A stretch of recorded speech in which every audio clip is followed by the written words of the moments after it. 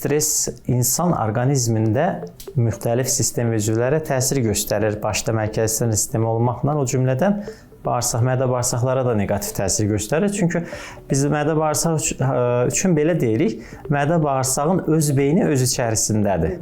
O yüzdən müxtəlif orqanlarda, hətta udmadan tutmuş bağırsaq yolu, bağırsaq fəaliyyətinə qədər müxtəlif zərərli təsirləri var. Məsələn, misallar üzərində mən sizə deyim.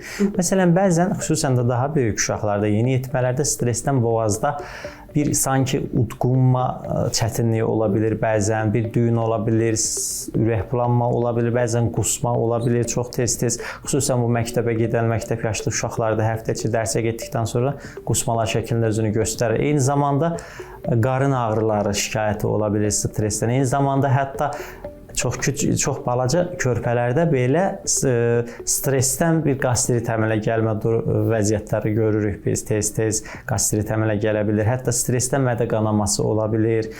Daha böyük uşaqlarda bağırsaqlara endiyimizdə bağırsaqlarda nə olur? Məsələn, 12 barmaq bağırsaqda bulbit dediyimiz və 12 barmaq bağırsağın xorası dediyimiz bir durum əmələ gələ bilir. Bir də qıcıqlanmış bağırsaq sindromu, irritable bağırsaq sindromu da deyirlər buna. Onun kəskinləşməsinə səbəb olur. Bu da özünü müxtəlif tez-tez böyük bayıra getmə, ishal, bəzən ishalla əvəzləşən qəbizlik, nəcisin konsistensiyasının daha formalaşmamış, yumşaq olması şəklində özünü göstərir.